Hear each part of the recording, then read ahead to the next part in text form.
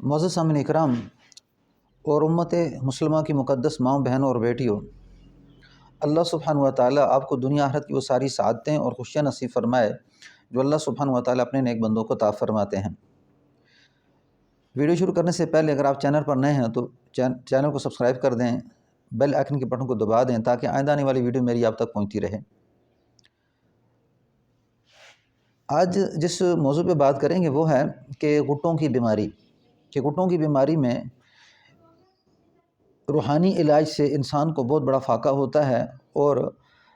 قرآن حدیث کی روشنی میں جتنے بھی گھٹوں کی بیماری ہے جس میں مرگی بھی داخل ہے، اور بعض اسی طرح ایسے مریض ہوتے ہیں کہ جن کو دن میں 5 7 گھٹے آتے ہیں، اور بعض مریض ایسے ہوتے ہیں جن کو 10 دن کے بعد، ہفتے کے بعد، اور کسی کو روز ایک گھٹا آتا ہے اور لمبی اس کو جو ہے گھٹے میں غشی طاری ہوتی ہے، یعنی 2 گھنٹے 3 گھنٹے تک اسے غشی طاری رہتی ہے۔ اور پھر اسی طرح کسی کو 1 مہینے کے بعد گھٹا آتا ہے، اور کسی کو 2 مہینے کے بعد، کسی کو 6 مہینے کے بعد گھٹا آتا ہے۔ یاد رکھیں کہ جتنے بھی گھٹوں کی بیماری ہے اس میں علاج کر کے دیکھا گیا، اور قرآن حدیث کی روشنی میں یہ بات سمجھ میں آتی ہے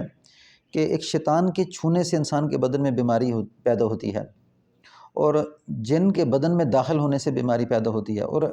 جن کو اللہ نے یہ قوت دے رکھی ہے کہ یہ بدن میں داخل ہو جاتا ہے اور کسی بھی صورت میں یہ داخل ہو سکتا ہے۔ تو اس میں جس وقت مریض کے اوپر اس طرح کی حالت آ جائے کہ مریض کو بار بار غشی طاری ہو رہی ہے، مہینے کے بعد غشی طاری ہوتی ہے، اور مریض جو ہے آدھا گھنٹہ 1 گھنٹہ بے ہوش رہتا ہے، یا اسی طرح دن میں 5 7 گھٹے آ رہے ہیں، اور یہ لوگ جتنے بھی اس طرح کے مرض کے مریض ہوتے ہیں وہ زیادہ تر ڈاکٹری علاج کی طرف لگے رہتے ہیں، اور انہیں حقیقت کا علم نہیں ہوتا، اور وہ روحانی علاج کی طرف توجہ نہیں فرماتے۔ یاد رکھیں جس طرح ایک ڈاکٹری علاج ہے اور دوائی وغیرہ استعمال کرنے سے جو ہے نا ٹھیک ہو جاتا ہے، اسی طرح روحانیت کے اندر بھی جو ہے جب مریض کوئی بیمار ہوتا ہے تو جس وقت تک اس مرض کے مطابق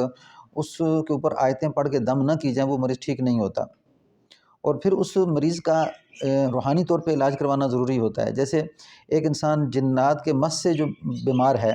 یا اسی طرح نظر سے بیمار ہے، یا جادو سے بیمار ہے، تو اس کے اوپر جو ہے دوائیاں اثر نہیں کریں گی۔ تو یہ جو گھٹوں والا مریض ہے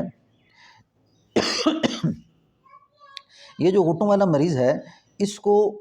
یعنی روحانی علاج کی ضرورت ہے۔ جب تک آپ روحانی علاج میں یہ نہیں ہے کہ آپ کسی ایسے آدمی کے پاس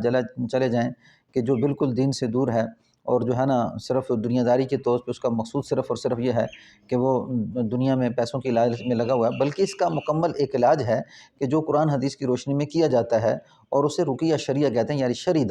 شرعی دم سے بیماریوں کا علاج کیسے کیا جاتا ہے، جادو کا علاج، جنات کا علاج، نظر کا علاج۔ تو ایسے مریض کے اوپر شرعی دم کروانا انتہائی ضروری ہے۔ اگر آپ نہیں کروائیں گے تو اس مریض کو فاقہ نہیں ہوگا۔ اس کر کے ایسا کوئی بھی آپ کے پاس مریض ہے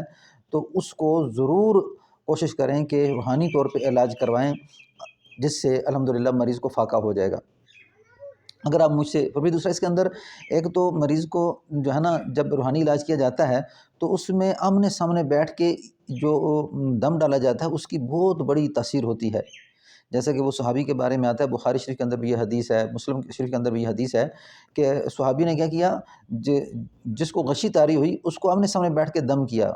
بعض تو رات کے اندر یہاں 3 دن تک اسے دم کیا، تو یعنی تکرار آتا ہے دم کے اندر۔ تو اس طرح کم سے کم 3 دفعہ 5 دفعہ جو دم ڈالا جاتا ہے تو اس میں الحمدللہ اس کی تاثیر ہے کہ آمنے سامنے بیٹھ کے دم کرنے سے الحمدللہ مریض ٹھیک ہوتا ہے، کیونکہ یہ ہمیں حدیث سے ثابت ہو رہا ہے۔ اس کر کے ایک تو یعنی ایسے معالج سے کہ جو قرآن حدیث کو سمجھنے والا اس سے علاج کروایا جائے۔ میں خود علاج کرتا ہوں، اگر میرے پاس علاج کروانا چاہیں تو میرا یہ نمبر ہے 0343971358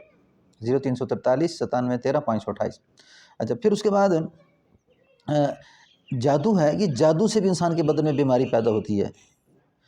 اسی طرح نظر ہے، نظر کے اثر سے بھی انسان کے بدن میں بیماری پیدا ہوتی ہے۔ سب سے زیادہ اس وقت نظر کی وجہ سے بیماریاں آ رہی ہیں، اور انسان اس طرف توجہ نہیں کر رہے۔ تو اس کر کے کوشش یہ کریں کہ خاص طور پہ یہ جو گھٹوں والی بیماری ہے اس میں تو ضرور کسی معالج سے رابطہ کریں۔ یہاں تک کہ میرے پاس جو مریض آتے ہیں ان میں ایسا بھی دیکھا گیا کہ یہ مریض لاکھوں روپے لگا لیتے ہیں لیکن مریض کو جو ہے نا گھٹے بند نہیں ہوتے۔ تو اس کے لیے مکمل ایک علاج کو سمجھیں اور سمجھ کے پھر اس مریض کا علاج کریں، تاکہ آہستہ آہستہ وہ مریض اپنی اصلی حالت کی طرف آنا شروع ہو جائے۔ تو اگر آپ ایسا نہیں کریں گے تو اس طرح مریض ٹھیک نہیں ہوگا۔ تو اسی طرح پھر جادو کے اثر سے بیماری پیدا ہوتی ہے، نظر کے اثر سے بیماری پیدا ہوتی ہے، اور کیونکہ یہ چیز سامنے نظر نہیں آ رہی ہوتی، اور انسان کیا کرتا ہے کہ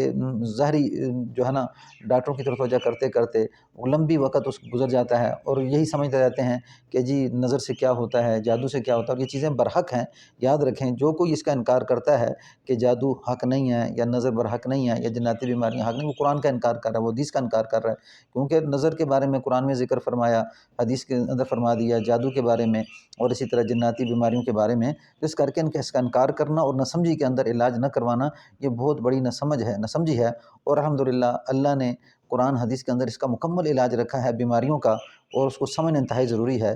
کوشش یہ کریں کہ جتنی بیماریاں چل رہی ہیں، جو لمبی بیماریاں ہوں، ان میں ضرور روحانی طور پہ علاج کروائیں، تاکہ لمبی بیماریوں میں اللہ کی مدد، اللہ کی نصرت اور اصل جو مرض ہے اس کی تشخیص تک انسان پہنچ سکے۔ السلام علیکم ورحمۃ اللہ وبرکاتہ۔